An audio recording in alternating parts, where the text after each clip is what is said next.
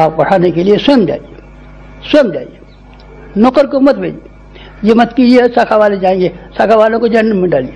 अगर आपके भीतर हमारे प्रति कोई सहानुभूति है, अगर आपको हमारे प्रति कोई निष्ठा है, अगर आप हमको अपना मानते हैं, बुजुर्ग मानते हैं और ये मानते हैं कोई भला आदमी है, कोई संत है, सिद्ध पुरुष को मरने दीजिए, तो आप फिर कुछ कीजिए हमारे लिए। हम चाहते हैं आप करें हमारे लिए।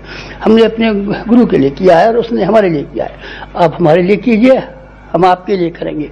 अब तक करेंगे, अब तक तो थोड़े दिन देंगे आपको, जैसे भिखारी को दिया जाता है। आप तो अपने काम के लिए आते हैं, हमारी नौकरी में तरक्की करा दीजिए, हमको ये करा दीजिए, हमको MLA का टिकट दिलवा दीजिए, हमको फलाना काम करवा दीजिए। 100 काम लेकर के आते हैं भिखारी की तरीके से।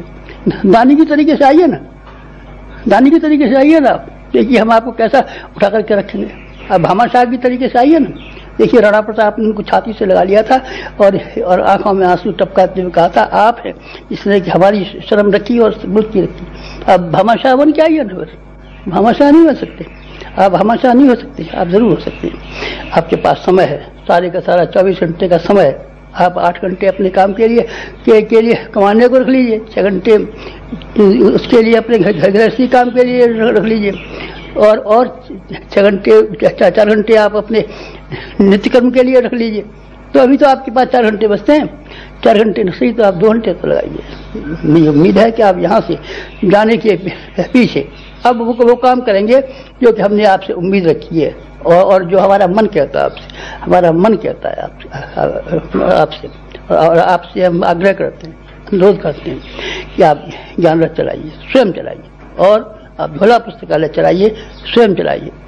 कम खाइए, एक मुट्ठी अनाज रोजाना बचाते जाइए, एक रोटी कम खाइए।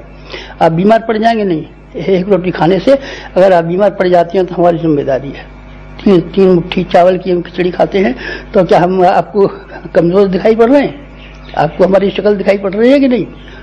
आपको शक्ल में कोई कमजोरी दिखाई पड़ रही है, कोई बीमारी दिखाई पड़ रही है, कोई आपको कम पड़ गया? एक बार हम हिमालय गए थे, 18 पाउंड ज्यादा होकर के आए थे। आप एक मुट्ठी अनाज निकालना शुरू कर लीजिए, रोजाना अलग से जमा कर। आप 10 पैसे अलग से निकालना शुरू कीजिए। 10 पैसे और एक मुट्ठी अनाज बराबर होता है। जरा हृदय को चौड़ा कीजिए, दिल को चौड़ा नहीं करेंगे।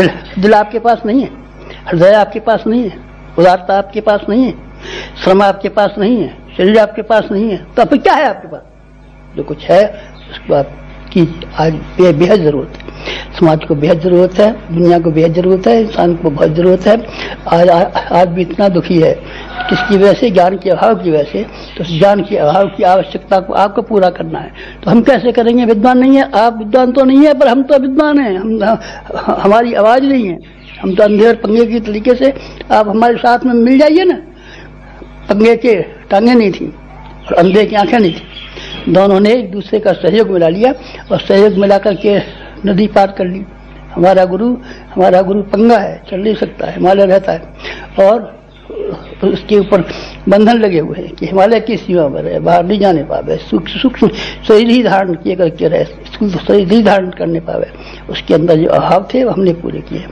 अपना शरीर, अपनी वाणी, अपना मन हमने लिया है। प्रत्यक्ष स्थूल हम है और सूक्ष्म हमारा गुरु है। सूक्ष्म हमको बनने दीजिए और स्थूल आप बन जाइए। आप लाउड स्पीकर बन जाइए, व्याख्यान हम देंगे। लाउड स्पीकर की वाणी लाखों आदमी पर चली जाती है, लाउड स्पीकर न हो तब कैसे चलिए?